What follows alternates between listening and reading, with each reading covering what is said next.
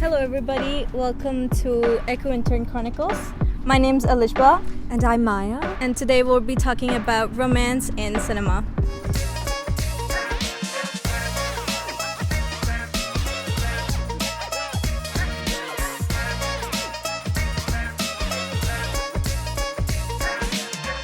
Well, Alishba, do you have any favorite romantic movies?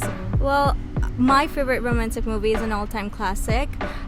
It used to be a Jane Austen novel, so I'm pretty sure everyone can guess what it is, but it's Pride and Prejudice. It's just been an all-time favorite movie, and no matter how many times I watch it, I just, I always feel the same things that I have felt when I watched it for the first time.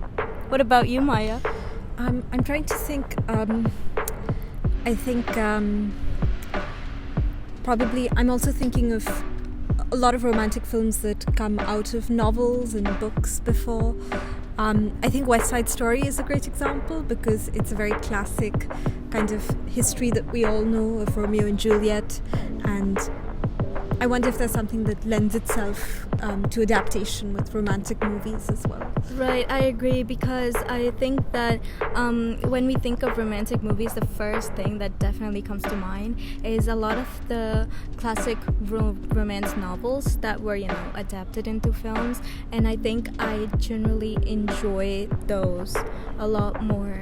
But, let's say, what type of romance movies do you prefer? Like something a little lighthearted or more emotional?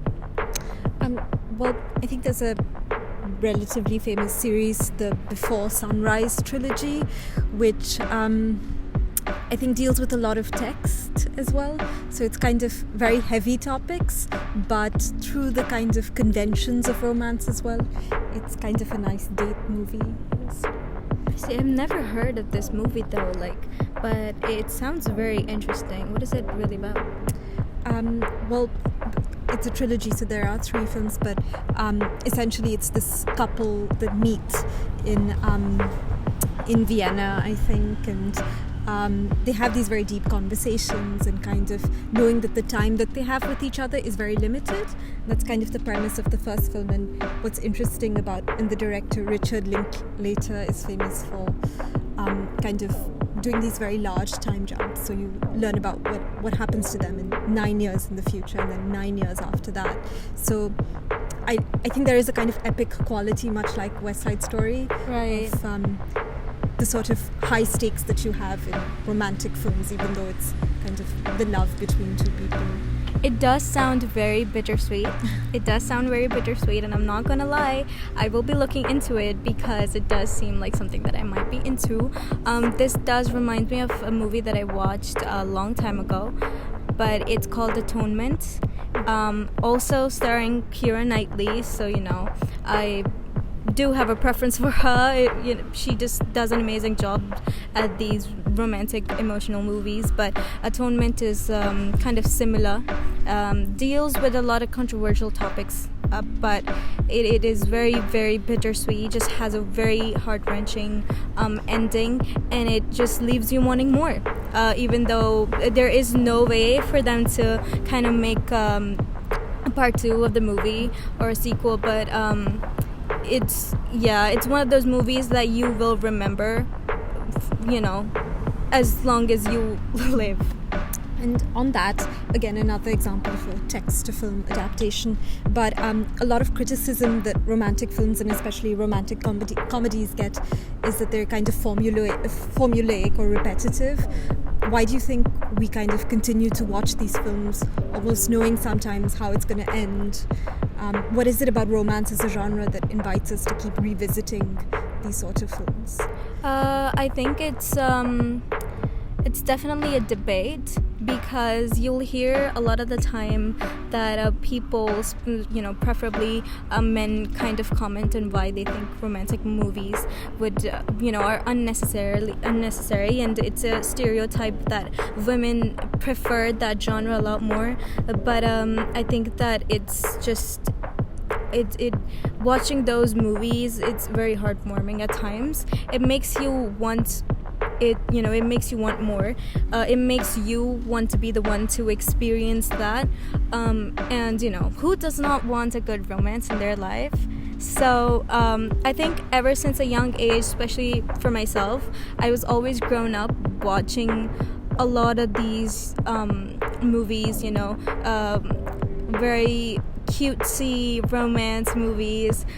We grew up with Barbie, we grew up with Wings Club, for example, and we all just really, really liked it from a very young age. So growing up, we obviously went to more of like the modern romance. So it's really like a nice feeling when you watch it. I think it's really interesting what you've said about how we sort of identify with these people that feature in these romantic comedies, and we kind of see ourselves in them. And I think about recently maybe films that have kind of taken a more subversive look at the genre in itself, and like thinking about a South Asian context, because you mentioned Pride and Prejudice. Gurinder Chadha, I think, did Bride and Prejudice, which kind of takes the film to Amritsar and gives it in an Indian context, and I think that speaks to the power of the genre as well. Yes, definitely. And as a fellow South Asian, we grew up with those movies. Even if there was action, there would always be a romantic subplot in a movie, and it was just, there's still many Indian movies that we watched as children that we still remember to this day. Like for example, many of the movies, including Shah Rukh Khan, we still remember to this day. We still remember his very idealized pairing with Kajol to this day. So it's just we grew up with it. It's very close to our hearts. So sometimes if you're watching too many action movies, if you're watching too many fantasy, you do need a little bit of soft plots in there to, I think, me personally, especially even if I'm reading something, if there's like a romance subplot, I think that would make me even more interested in that specific book or film than I was before. That's very interesting you say about even as a subplot. Are there any films that you've seen recently that have kind of surprised you in the kind of romantic genre? I can't think of any at the moment, but I did started watching early 20 rom-coms.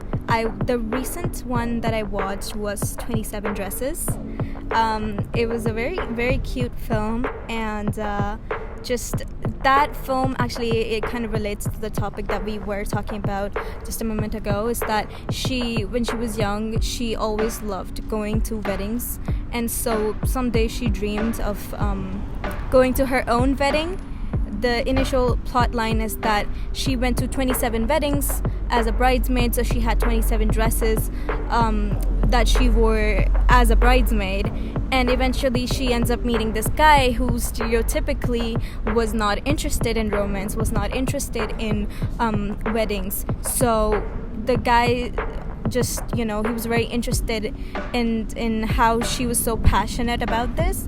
And so he started just documenting her. Since he was a journalist, he started documenting her, spending time with her for his article, and that, it was just a very cliche romance, but I really enjoyed it.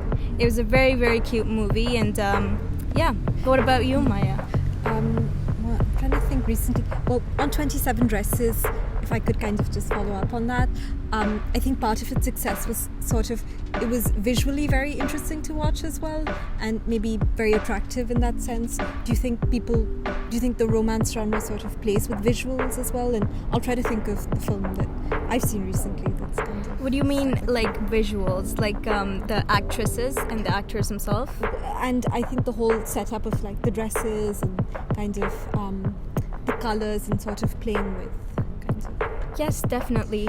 I think that these aspects play a huge role if you're talking about romance as a genre, because even when you look at the very early Disney romance movies, you always have that very bright, vibrant pink colors, and just like,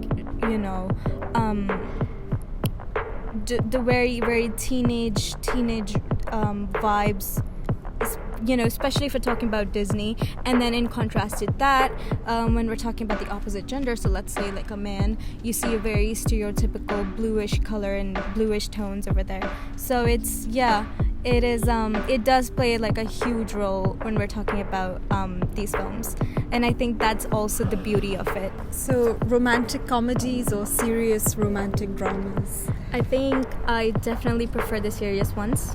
I do enjoy a good crying session, and I definitely, if I had to choose, funnily enough, I've never seen musicals. I've never been the one into romantic comedies per se, but I've seen a lot more serious, tear-jerking romance. What about you? I think I would agree with you in terms of there is a kind of catharsis in watching, well, I would say both romantic comedies and romantic dramas as well. It kind of takes you out of your ordinary life for just however many hours. I think I'm a big fan of musical comedy, for instance, and I think musicals which sort of require a lot of kind of expressing in inner monologues through music, in a sense. I think it kind of captures a lot of the spectrum of love and affection in a lot of ways. Yeah, I understand your perspective. I definitely understand, but I think that's my answer is completely opposite to that. I feel like when we're watching, especially for me, when I'm watching romance, I think the part that I would really, pick up on is like the seriousness of it. As yes, I do agree with you that music does play like a huge role in portraying a scene, but let's say if you're watching a very, very emotional movie, and it's romance, and I just wouldn't want the happy go vibe to kind of ruin that. Yes, there are days where I do enjoy a cute little rom-com, but most of the time I just love a good tear-jerking movie to kind of And maybe to kind of take it further, I guess, do you think that romantic films, whether comedy or drama, do have a kind of political or social impact on their audiences or their contexts as well? Yes, definitely. But yeah. Well, I mean, going back to the previous example of West Side Story, I think it does speak to the timelessness of this history of Romeo and Juliet, putting it in a context of New York in the 1950s and kind of talking about racial animosity at that time, and however many different reiterations of that story we see. And it does seem like it's a very it's almost like a hyper medium where the cultural context can absorb that formula, let's say, or that kind of story as well. Right, definitely. And it's also most of the time you would see in these movies is that a forbidden love, sort of. There's always a forbidden love aspect. So there's always like a social class as well, or there's always something like, oh, we're from different cultures and we're not allowed to, be together and have to be with the person from the same culture. So it's I wouldn't really say it's controversial, but usually in the earlier times, I think that Romeo and Juliet, for example, like it could be controversial for those people, especially if we're talking, let's say if we're talking about religious aspects, people from different religions, if they're together, it would seem very controversial to the audience. But I think that aspect it has like a very strong hold on these romantic movies, and it's very present these days. I don't think that it matters as much as it did back in the early times, but yeah. And I think maybe queer cinema could be another example of kind of playing with those expectations that society has, but then through film kind of transforming those. There was a French film, I think, a few years ago called Le Portrait d'une jeune fille en feu, or The Portrait of a Lady on Fire. Oh, yes. And I thought that was very well done, and going back to the kind of visual impact of that film, because it does play with kind of paintings and cinema as well, and kind of setting it as a romance between two women. Yes, I understand what you mean. It's very, very obvious these days in queer cinema, and especially if we're considering South Asian queer cinema. So, you know, in our culture, it's very, very controversial. Like, these things, they're not very talked about. So when you see queer subtext, and it's implied, people will still make a huge deal out of it, but it's very necessary. I think that you know, as non-queer love has been portrayed in the cinema for the longest time as possible, I think that queer love, it should be normalized. And I've seen so many recent South Asian movies who had these like subplots, queer subplots or subtext, and it's been implied, and people don't take it nicely. People there don't take it nicely, so which is it is quite sad. So let's say, would you rather prefer like a happy ending or like a sad ending for a romance movie? Well, I think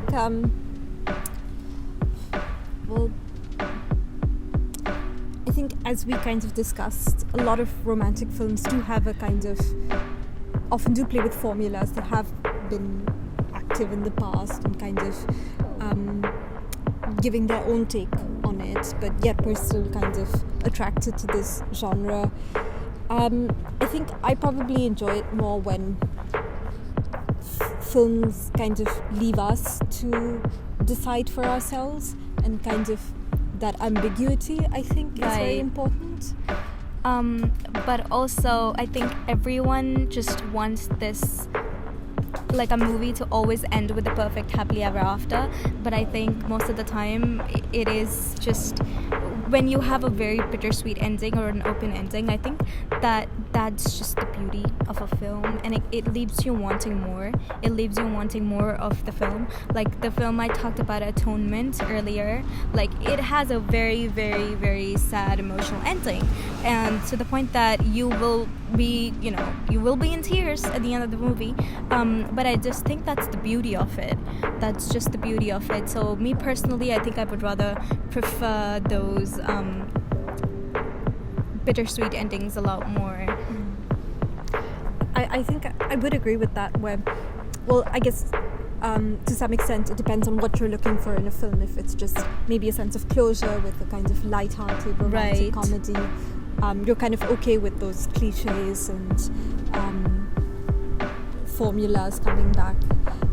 But I agree, I think it shows that the film treats its audience like an intelligent person when they kind of leave you to decide for yourselves, which may not be very the kind of cliches happy endings. Right, but I think also when we were talking about queer romance, I think when it comes to that, it is very important for filmmakers to show a happy ending, because most of the queer cinema that you do see, it's very, very emotional. It always ends up in a tragedy, and I think that's just not, it really shouldn't be normalized. I think there should be a lot more rom-coms with queer characters and them getting their happy ending, which is not something that we have seen growing up. So I think that itself should be very normalized as well.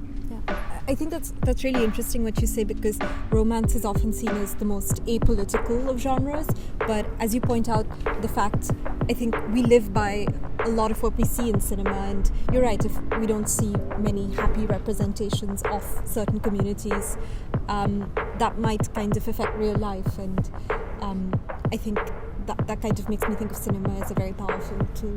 Exactly. Like we utilizing this very powerful tool, why are we only going into the very stereotypical context of queer people not getting their happy ending just because, you know, they're queer, they live in a very restrictive country, for example. And I just think that cinema, it affects people.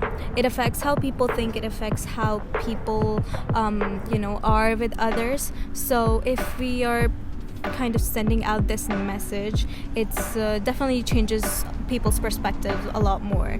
I've seen it happen in my family. They all of them watch a lot of dramas, a lot of Pakistani shows as well, and it definitely affects the way they think. So yes, I agree. So, well, maybe we might talk about romance as kind of unpacking social difference as well, and maybe two interesting examples are Shrek and Titanic. So, are those films you've seen? Definitely, those are the classics. Which one would you rather prefer, like Shrek or Titanic? Well, I think Shrek is interesting because it kind of deals with ideals of beauty as well. Right. And kind of this relationship between what's on the inside and what's on the outside. And it does it in a very comedic way as well. Mm-hmm. But I think especially if you're kind of a young audience, there are some real lessons to be learned with. Yes, definitely. This is really funny, but there is a plot in Shrek where we get to see romance between the donkey and the dragon, which is, it's very funny if you think about it. People, it's not normal. It isn't seen as normal, but it was a very cute plot, and I think that it's Shrek. It's memorable. These aspects in films, they remain memorable for a very long time. Titanic, it's definitely, people still remember it to this day because of how much the movie impacted when it came out.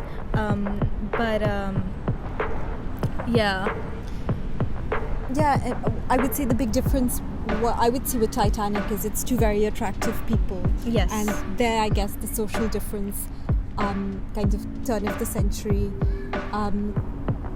it sort of shows you, well, I think it might make us want to appreciate our freedoms today even more, seeing how kind of restrictive society might have been in the past. Yes, I agree. I think in Shrek, when you were talking about the two attractive people, these things are also very, very normalized in this genre. You see two attractive people meeting each other, falling in love, but in reality, it's not really all like that. And I think that's the beauty of Shrek, is that it's not that she falls in love with a very handsome man. The guy's an ogre. Right. So it's more about the inner beauty, as it's very cliche, but I think these cliches are just what you need most of the time. And I think Shrek specifically kind of is responding through animation to a lot of the kind of ideals and cliches that animated films, specifically Disney films, have kind of normalized for a lot of people as well. So I think the film does a good job of kind of pushing back against them, but in a very humorous way. I agree.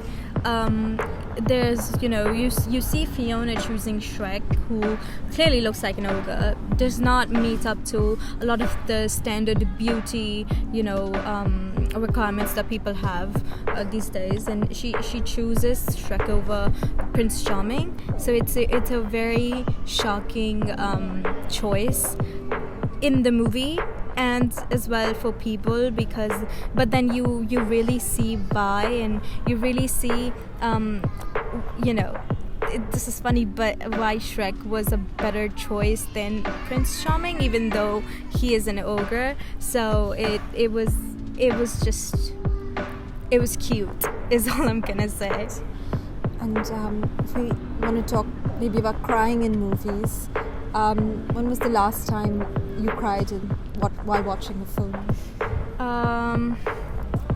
This is a tricky one, because I don't cry very easily, even though I do prefer films that would make me cry. I don't cry easily, but I can't think of any at the top of my head. What about you? Well, I know recently I took a 9-hour flight from Delhi to Paris. Oh goodness! And I watched 3 Bollywood films in a row on the flight.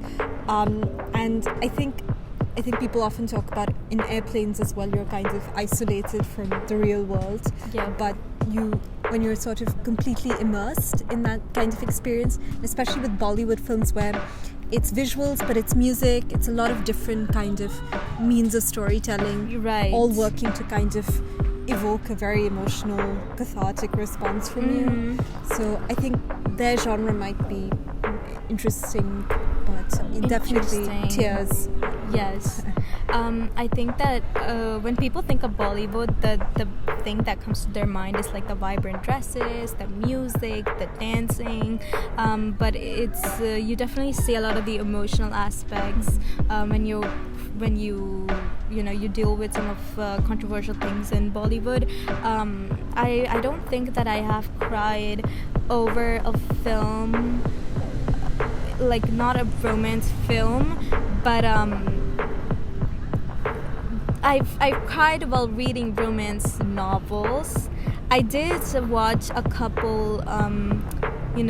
These days Korean dramas are very popular, so you see many great Korean dramas, like amazing storytelling, amazing cinematography, and I think the last time I cried was when I watched a Korean drama. So yeah, it's just. Have you ever watched a Korean drama? I don't think I've watched any dramas, but I've definitely watched a Korean film. I think Parasite was. Oh yes, yeah, that's just a topic for another time. All right, I think that's about it for today. So thank you so much for watching Echo and Turn Chronicles, and we'll get back to you next week with a new episode.